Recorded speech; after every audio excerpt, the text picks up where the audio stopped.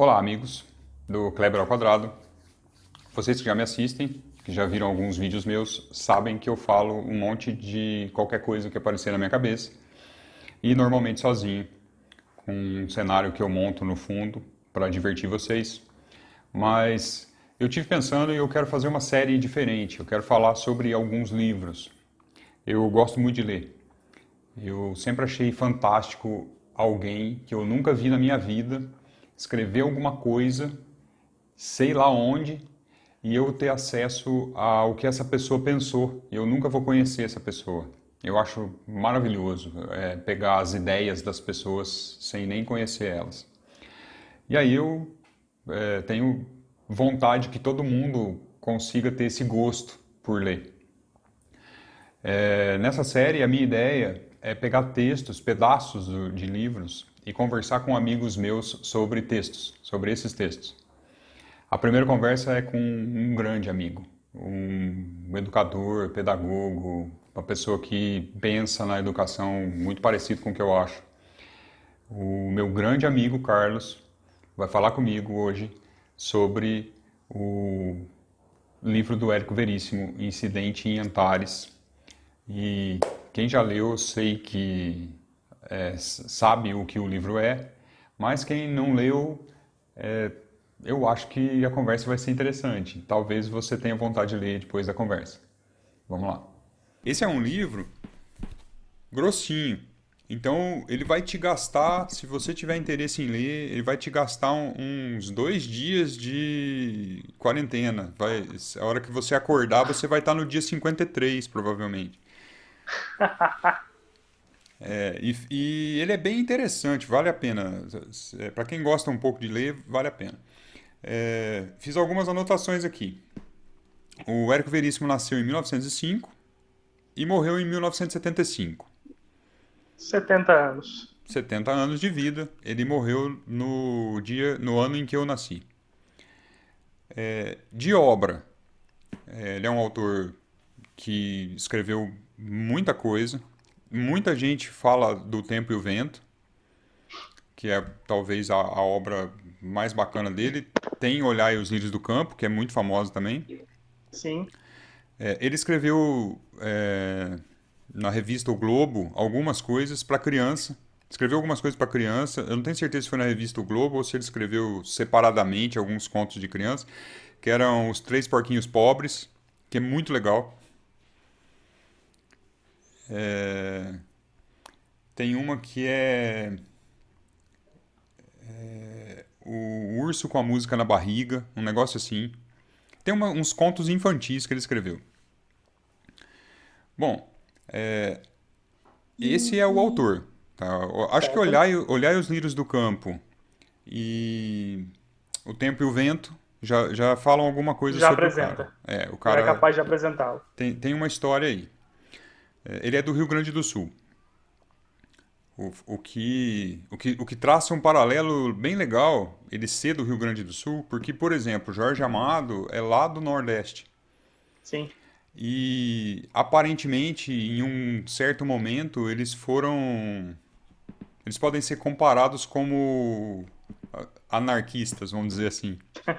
Cada um do seu jeito, cada um Isso, o que na sua. leva a crer que o pensamento dos liberais no Brasil era igual nas pontas todas. Assim, pelo jeito. Porque se a gente analisar historicamente, as guerras de tentativa de separação estão nos extremos, né? Nesses dois, inclusive.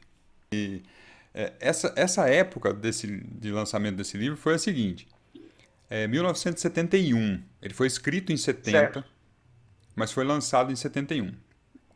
E aí a gente estava na Aí a gente seguinte. tem que analisar o contexto, né? Isso, é por isso que eu tô te colocando dentro da época, porque aí a gente entende um pouco mais sobre o que estava acontecendo. 1970, o Brasil ganhou o Tri Mundial, Sim. né? Era 90 milhões em ação. Pra frente, sabe? Conheço. Ou se conhece, conheço a música O, inteira. E sei a escalação também da seleção. Se Poxa, precisar, eu sei. eu ó, já que é um bate-papo e que é para ser descontraído, você fala a escalação? quatro, ou se fala. Félix, Carlos Alberto, Brito, Piazza, Everaldo, Gerson, Clodoaldo, Tostão, Pelé, Jairzinho e Rivelino. Eu acho que o tal do Pelé era o 10 mesmo. Era o 10. Era o Nesse. 10. Era todo mundo muito bom, mas era o 10. Sim. Não, a gente estava nesse momento. Eles eram uma espécie de heróis no Brasil, esses caras. Sim, porque era o que dava um pouco de luz, né, perante o AI-5 de 69, né? Pois é, na verdade a gente estava no quarto mandato da ditadura. Em 71 foi Médici quem, quem, Que quem entrou no poder. entrou no poder, né? Não vou falar que chegou ao poder, entrou no poder. Quem decidiram colocar no poder. Né? Eu nem sei quem decidiram, mas decidiram. Algumas pessoas ali, né? Alguém. Ó, e aí a gente, ó, além disso, eu acho que é bacana a gente lembrar que assim, o governo da época, que era a ditadura, era muito contra movimentos de cultura, Sim, né? Pessoas foram presas, pessoas foram mortas, né? exiladas. Exilados, etc. Inclusive, tinha uma coisa que acontecia na época que é muito engraçado para nós hoje em dia, que é assim, que também a gente está voltando ao passado de novo. Defender o meio ambiente era crime. Então você corria o risco de ir para cadeia se você defendesse o meio ambiente. Ó, o que eu vou fazer então para a gente Fala. poder bater papo e ter a ver com o livro? Eu Vamos lá. separei uns trechos, Certo? porque aí eu não acho que é um spoiler. Eu leio um pedacinho, a gente conversa. Eu leio outro pedacinho, a gente conversa, Beleza. tá? Vamos nessa. O primeiro trecho, e eu preciso explicar uma outra coisa sobre o livro também. O Érico Veríssimo, ele misturou personagens da realidade com personagens dele. Certo. Então é uma obra de ficção com pinceladas de realidade. Isso chama evitar processo. Então, é esquisito, porque como ele lançou o livro na ditadura, existem algumas hipóteses do porquê a ditadura deixou lançar o livro, porque ele é uma crítica forte à ditadura. Porque eles eram burros o suficiente, a censura era burro o suficiente para não perceber algumas coisas. Essa foi a primeira. E Essa foi a primeira hipótese que o pessoal que concorda com, que gosta de literatura, imagina que a censura deixou passar. porque não Por, perceberam, não foram inteligentes o suficiente para perceber. é, E isso aconteceu assim, cansado para ser clichê, é o exemplo do Cálice Chico Buarque. do Chico. Enfim, aquilo dali tá na cara e só que o sensor que leu aquilo lá não acabou não Beleza. percebendo, mas enfim, Tem, tem, vida que uma outra, segue. tem uma outra hipótese, porque é o seguinte: o Érico Veríssimo já era muito famoso mundialmente. O Tempo e o Vento correu o mundo afora, né? E Olhar os Lírios do Campo já tinha sido publicado em um monte de países. E aí pegava mal censurar o cara. É, Né? até Tem o... porque, não sei, o conteúdo, mas não deve estar incitando uma violência contra o governo, uma reação contra o governo. Então, ele tem uma mistura de comédia com ficção. Mas, por exemplo, vou citar alguns personagens do livro. Então, Uhum. Getúlio Vargas aparece, Jânio Quadros, Jango, Umas Médici. pessoinhas aí. Assim, ele salpicou uma galera de uma ponta grande de realidade na ficção dele. Uhum. Então, é, eu separei um pedaço aqui que eu queria falar, que é o seguinte. Antares, que é a cidade, ela era um bairro conhecido como Povinho da Caveira e se tornou Antares no dia 25 de maio. Como que era o de nome que era conhecido antes? Povinho da Caveira. Povinho da Caveira? Isso. Tá, Era um vilarejo e o pessoal chamava esse vilarejo de Povinho da Caveira. entendi. E virou Antares no dia 25 de maio de 53. Eu separei esse pedaço, nem é pra conversar nada sobre isso. É que 25 de maio é aniversário da minha filha, Malu, então foi o nascimento de Antares também. Mas o primeiro pedaço que eu quero conversar é o seguinte: já no começo ele começa a explicar sobre as duas famílias que dominam Antares, que Certo. vão controlar Antares. E tem um trecho aqui, eu vou ler, é bem curtinho. Os dois, Chico Vacariano e Anacleto Campolargo, os Vacarianos e os Campolargos são as duas famílias em As destaque aqui. famílias. É. Os dois homens estacaram-se de repente, frente a frente, olharam-se, mediram-se da cabeça aos pés, e foi ódio à primeira vista. Então, essa é, esse É a começo, apresentação dos dois. isso, é um conhecendo o outro e os dois já se odiando sem falar palavra nenhuma. Tá? Então, ou seja, não sei se você acredita nisso. Você acha que existe ódio e amor à primeira vista? Cara, com essas palavras, do jeito que a gente usa esses sentimentos no dia a dia, não, mas uma afeição ou uma rejeição logo de cara, eu acho que existe sim. Não sei se amor e ódio, mas um querer, pô, gostei dessa pessoa, pô, não fui muito com a cara dessa pessoa, isso eu acho que existe sim. Então, o lance da. Hoje em dia eles usam a palavra afinidade, né? Afinidade, empatia, enfim. Para poder explicar que odiou a pessoa ou que gostou. Eu não tive afinidade, eu não tive empatia, eu não fui com a cara dela, né? Essas coisas eu acredito que existe, mas nada que não possa ser mudado numa roda Eu, de, de você sabe. chopp, num bar. Roda de chopp conserta quase tudo. Assim, o negócio de achar que você ama ou odeia à primeira vista, eu não acredito, particularmente.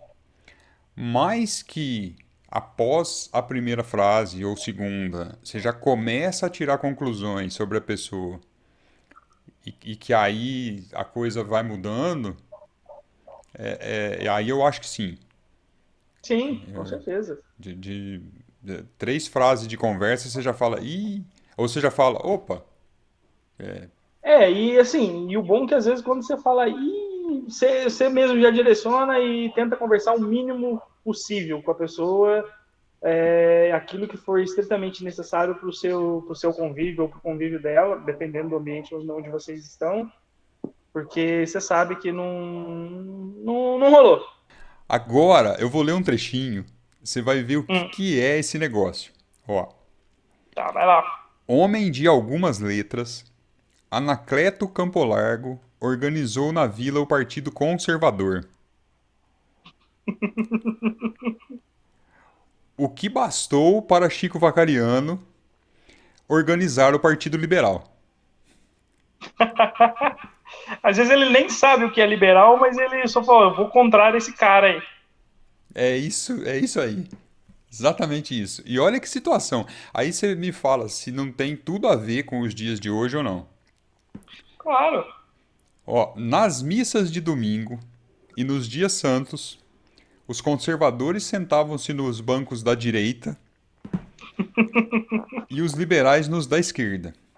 Nos seus sermões pregados com voz trêmula, o vigário fazia acrobacias de retórica para que não pudesse, mesmo de leve, descontentar qualquer um dos grupos. Os forasteiros que ali chegassem, mesmo que fosse por uma visita breve, eram obrigados a tomar partido de um dos lados. Nossa. Cara, Você entendeu o que nós estamos vivendo? entendi. Claro, claro que eu entendi. Só faltou ele escrever que quem não tomasse partido era apedrejado pelos dois lados. Exatamente. Se você. Você sabe disso, se depender da pessoa que eu falar, eu não concordo com a direita, automaticamente eu sou de esquerda. Sim, eles não conseguem. Eles são só tip e teco, né? Ou é A ou é B, ou é azul ou é escuro. Eles são binários. Ou é São, zero ou é um. são pessoas binárias. Muito bem colocado. Tem outro trecho aqui que mostra que ele vai trazendo a narrativa do livro contando a história do Brasil mesmo. Certo. Tá? Tem um pedaço que ele fala o seguinte, ó. Quando, anos mais tarde, a princesa Isabel assinou o decreto em que abolia a escravatura no Brasil, Antão Vacariano disse a seus familiares que esse ato de loucura ia precipitar o fim do império. Querendo dizer que é o seguinte: abolir, ela ter libertado os escravos e acabar com a economia. Olha que absurdo.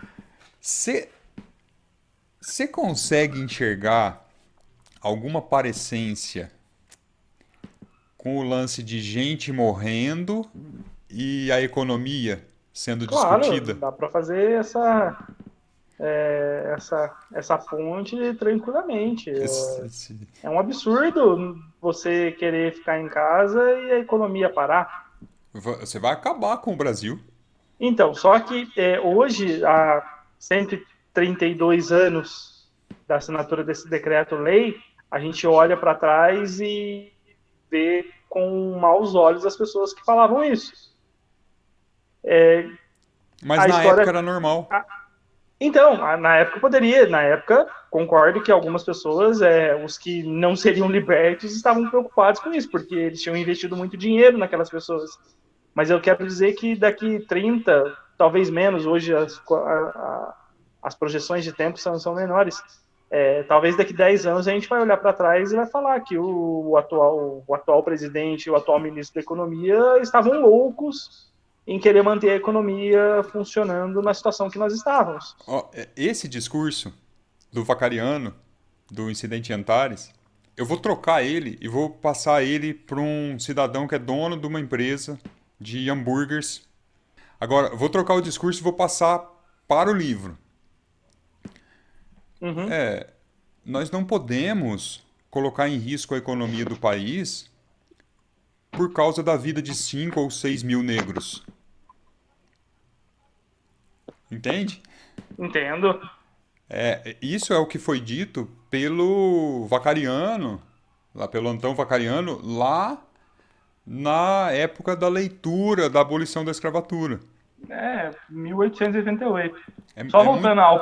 voltando ao ponto do boicote que você falou, só para me posicionar, eu já boicotei empresas e parceiros comerciais de empresas que patrocinavam um time de futebol rival. Então, se eu já fiz isso, você pode ter certeza que em relação ao momento atual, da minha parte, vai sofrer boicote. Eu já mandei e-mail para todos os patrocinadores da Federação Paulista quando eles deliberadamente, na minha cabeça na época, prejudicavam o São Paulo com escala de arbitragem. Cara, Eu mandei e-mail para todos os patrocinadores que patrocinavam a Federação Paulista. eu, eu não posso dizer o mesmo. Na verdade, eu não boicotei patrocinador. Eu simplesmente não precisei da Crefisa. Eu não Não, mas usaria. foi uns 15 anos atrás. Assim, mas. Então, assim, é só para deixar claro o meu nível de engajamento quando eu realmente quero falar ou fazer alguma coisa. Algumas das redes aí que estão falando isso, o meu dinheiro nunca vão ver. Isso é fato. Eu também tenho pensado assim, né? Ou seja, o pensamento de fazer conta com a vida das pessoas apareceu aqui no livro.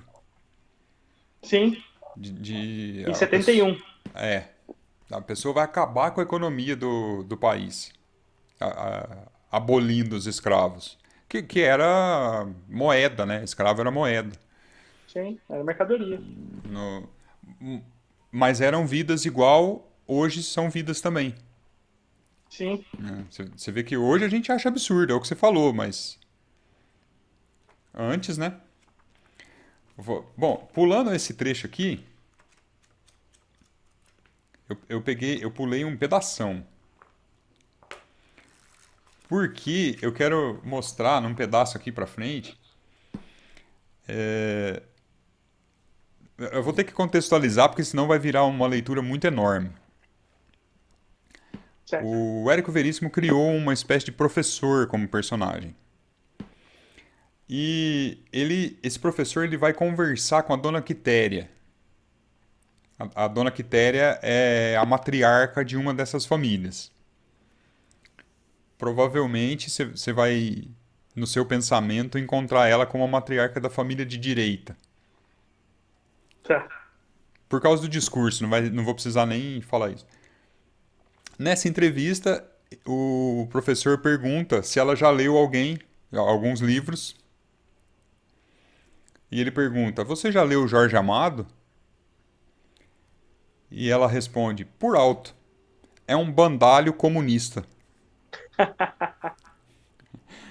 E o nosso Érico Veríssimo? O personagem do Érico Veríssimo Tá pergunta se a perguntando sobre ele. personagem leu ele. Nossa, que louco. Ela responde: Nosso? Pode ser seu, mas não meu. E aí ela explica um pouco sobre o que ela acha do. Ela não gosta do Érico Veríssimo, a personagem.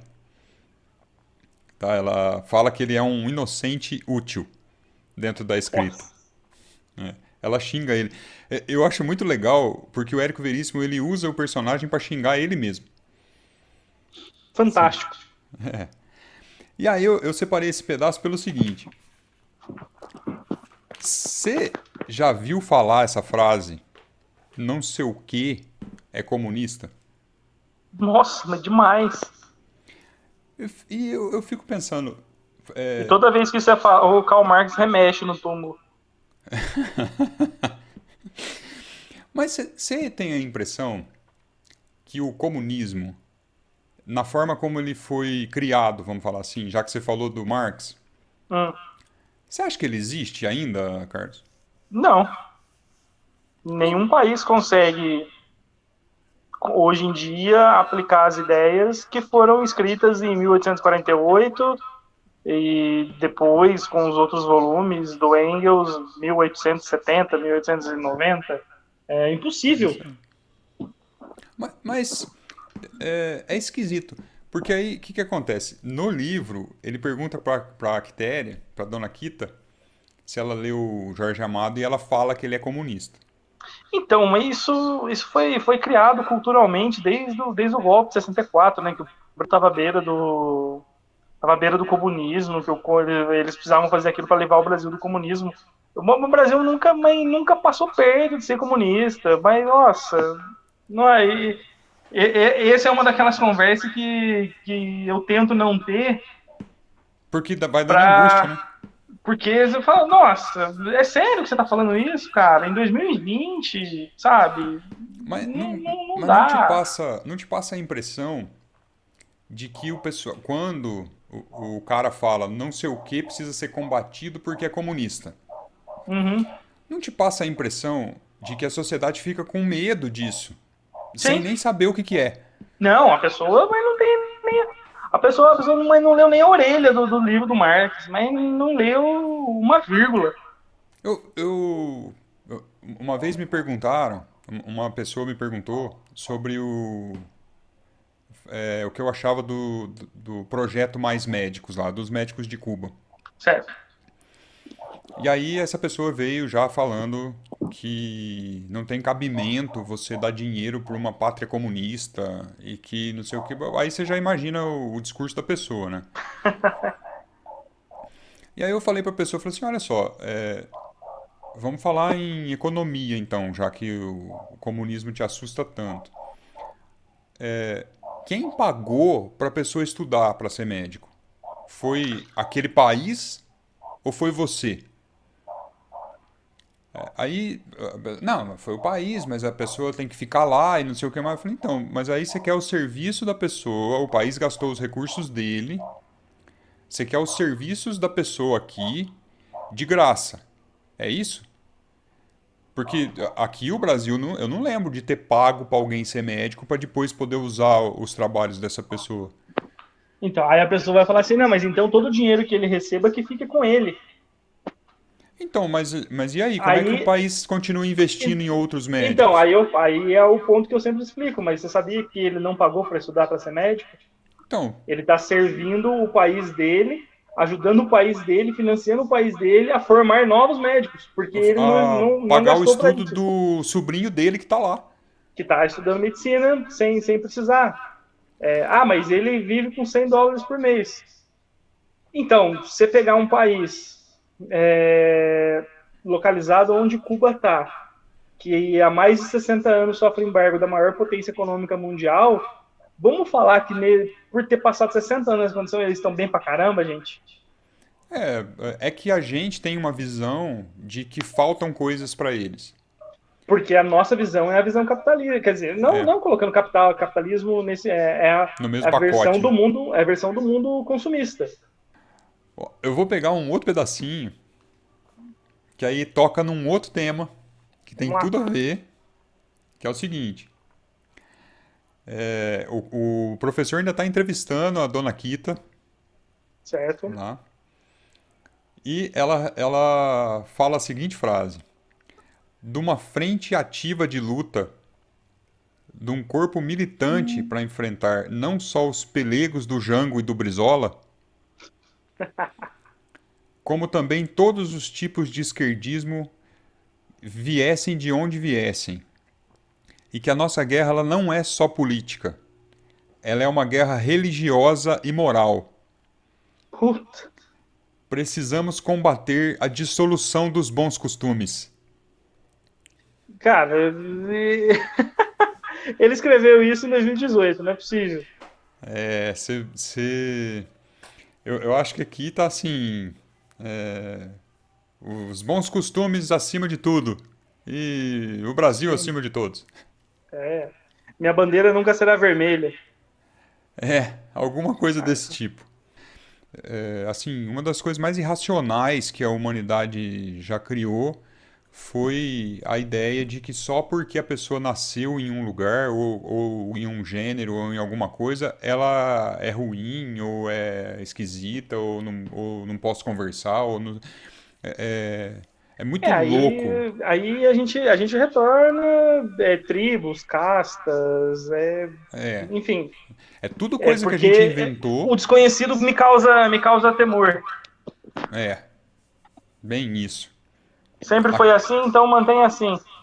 Aqui, até esse trecho do livro, até a página. Vamos falar assim, ó, o livro tem 500 páginas, até a página 200 é a apresentação histórica, é o que a gente chama de primeira parte, que é Antares, que é a descrição do que é, de quais são os personagens, de Como que, como. como que é a situação naquele lugar?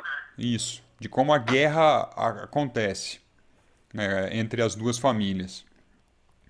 E aí depois a segunda parte do livro, ela é a parte mais humorística, vamos falar assim, é onde eu vou dar um spoilerzinho aqui, porque a segunda parte é mais divertida. Então a primeira parte é legal de ler para quem é professor de história, para quem é Para compreender. filósofo, para quem é legal, você curte.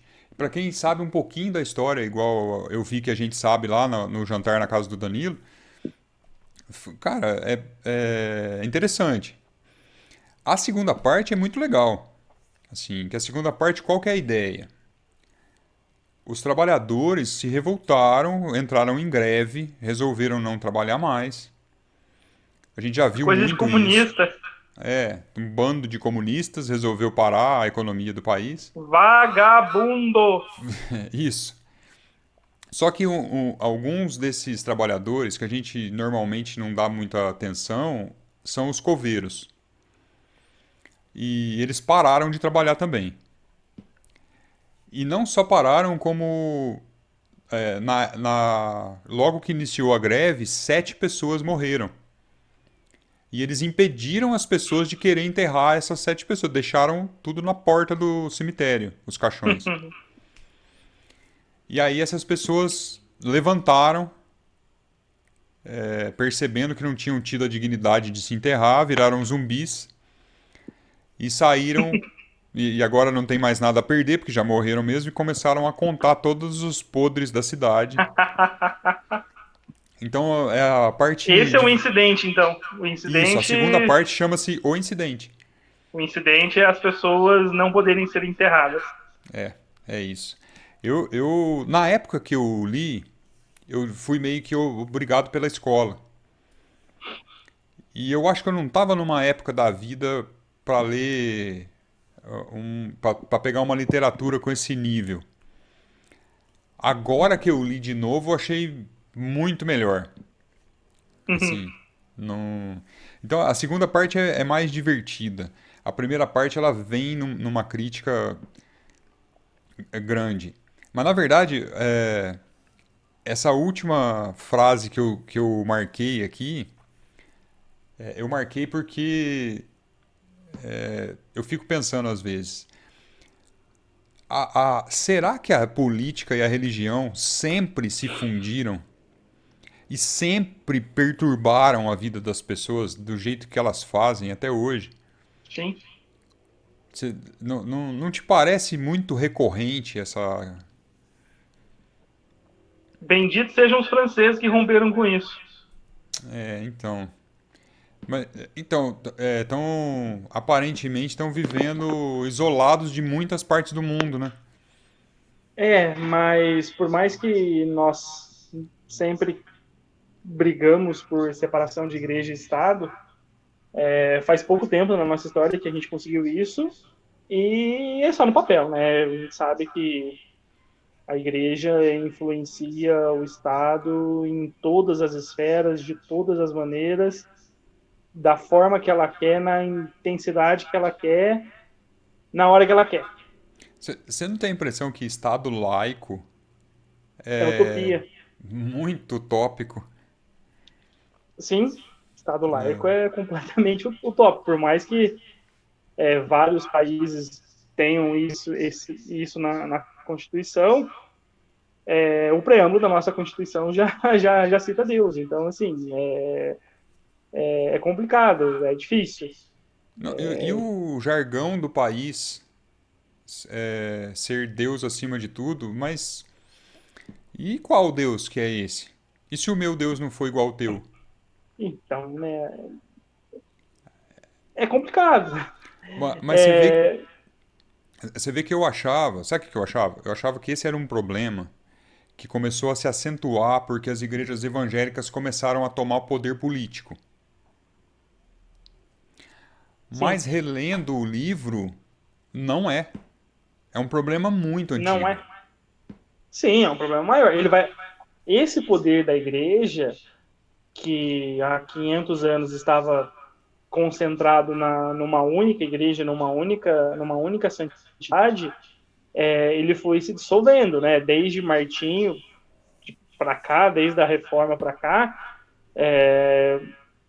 mas naquela coisa, né? Peraí, se aquele cara lá tem poder, se eu tiver uma porcentagem das pessoas que seguem ele, eu acho que eu vou conseguir ter também um pouco de poder. E por mais que eu não precise ser o maior, o mandatário, eu posso ser um pastor, assim, de qualquer vertente neopentecostal, assim, generalizando mesmo, É, da minha igreja, do bairro, de uma periferia de qualquer cidade grande do Brasil, eu vou ter uns certos privilégios. Eu vou ter alguns privilégios.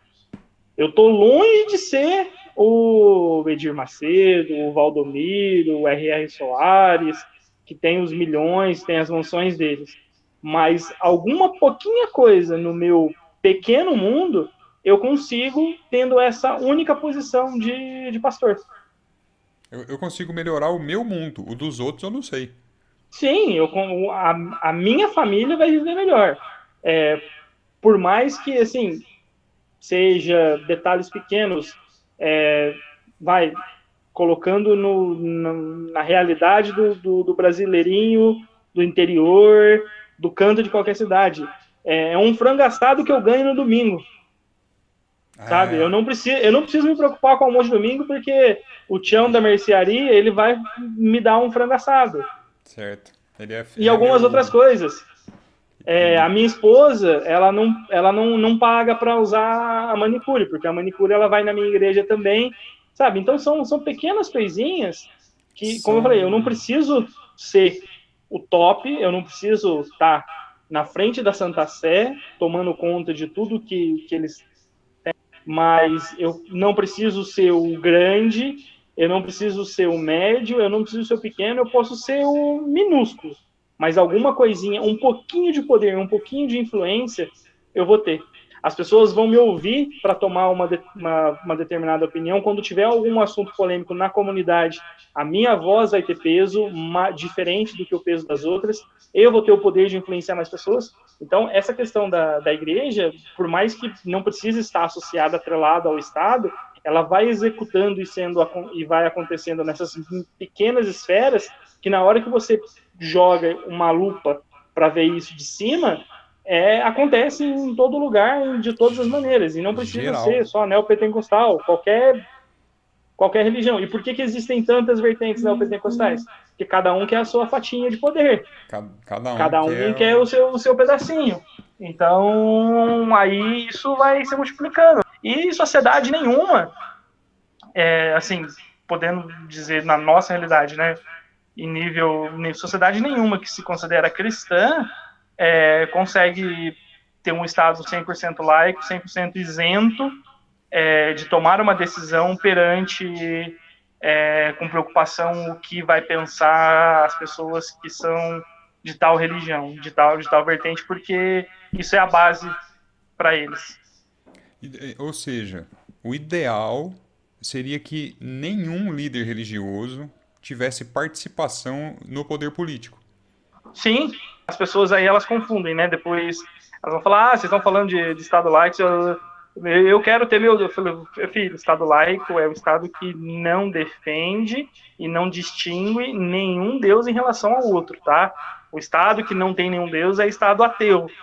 No mundo, acho que talvez um ou dois países que eu li recentemente que são Estados ateus, que não promulgam fé nenhuma. Entre outros. Tem uma outra coisa que eu não anotei no livro, para finalizar, que eu quero, mas que eu percebi nessa segunda releitura que eu fiz. Nessa segunda leitura. Releitura já é a segunda, né? Uma pegadinha etimológica aí. É, eu percebi o seguinte: o cara, um dos caras que defende a todo custo a moral e os bons costumes da tradicional família brasileira, Tradicional família brasileira é aqueles indígenas que estavam aqui antes dos portugueses chegarem. eu acho, mas não é bem o que eles dizem. É, ele tem uma conta no puteiro da cidade. É para fechar com chave de ouro, né? E aí eu fico pensando, parece que é um traço de personalidade. Todo mundo que vem falar com a gente cheio de moral, normalmente Você sabe é, de alguma coisa. é, é muito esquisito. É muito esquisito quando a pessoa fala É assim, difícil. não, porque onde já se viu, as pessoas estão é, acabando com os bons costumes, não sei o que. Você fica pensando, você fala assim, É a hipocrisia da falsa moral, de que é um absurdo você votar no candidato A ou no candidato B, mas você sabe que a pessoa mantém um relacionamento extraconjugal. Então, assim, um relacionamento não, vários relacionamentos extraconjugais. etc.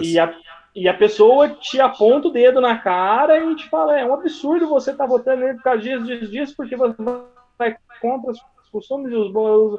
Aí você fica olhando para a pessoa e fala, puta, eu não vou acabar com esse relacionamento agora, vai, deixa quieto. Então, eu para fechar, eu queria dizer o seguinte, assim, lógico que a gente espera que as pessoas que conseguiram subir na vida, deem exemplo. Claro. Mas eu acho que a minha vida já melhorou muito do que era quando eu era criança. E Poxa, a que, minha, então. eu preciso dar exemplo também, cara. Então, é, eu- uma atitude que eu acho que eu deveria fazer, porque assim, ó, não é porque eu quero fazer isso para poder criticar o cara depois. Não é isso. Não, Eu quero fazer isso para não ser o cara. para ninguém tentar me comparar a ele. Então, na verdade, para eu crescer como pessoa, né? Se eu tô vendo que o cara tá fazendo algumas Não, coisas. isso o crescimento vai acabar acontecendo de forma natural, né? Se você não permite, bom, assim, só, se você não permite em suas atitudes que ninguém te compare ao presidente da República, por exemplo, quer dizer que você está no caminho certo para ser uma pessoa melhor. Tá, eu concordo. E se ninguém fizer isso, muito obrigado mesmo. Eu não Tá vendo? gostaria. Então, o crescimento ele acontece de forma natural. Se ninguém fala, nossa, você é parecido com ele nisso, opa, tô fazendo alguma coisa errada, então. E a intenção é que as pessoas leiam. É que conquistar mais pessoas para a ideia da leitura. Eu acho que esse. Eu vou ter que ler esse negócio aí, né? Ah, ele é bem legal, viu, Carlos? Tomara que sim. Ó, é o tal do Incidente em Antares, do Érico Veríssimo. Tem aqui uns caixõezinhos na capa, a capa atual dele já teve muitas versões. Mas o que eu vou fazer? Não vou pôr link de nada, a pessoa compra onde ela quiser, porque é só digitar e achar, né? Uhum. Eu quero mais pra frente falar sobre a diferença de ler num Kindle, ler num livro, que eu acho que são só duas coisas. Tanto faz. Né? Eu sou a favor do livro, eu gostei de ler no livro e fazer as anotações todas para conversar com você, mas as Uhum. anotações seriam possíveis no Kindle também, não tem diferença. Ler no celular, queria que as pessoas Leia, leia, lessem isso. leia. É, o primeiro vídeo dessa série é Incidente Antares, do Érico Veríssimo, com o meu amigo Carlos. Eu nem apresentei meu amigo Carlos, né? Mas eu também não me apresentei e acho que pra mim não faz diferença. Pouco importa. Não, eu acho que a estrela do vídeo é Incidente em Antares, que é muito atual, muito interessante por ser de 1971 e a gente Isso é tão atual. eu acho que isso é um clássico, né? É um livro que traz para os dias de hoje as ideias e você se assusta de ler, de tão novo que ele é. Com tantos detalhes que a gente está passando atualmente, né?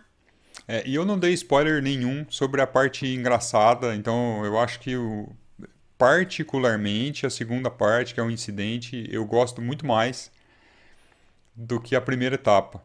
Assim, e se você pegar para ler de capítulo em capítulo, acho que a primeira parte tem 79, 80 capítulos, é muito rapidinho, assim, acho que você lê 10 minutos por dia, e em um mês você lê o livro.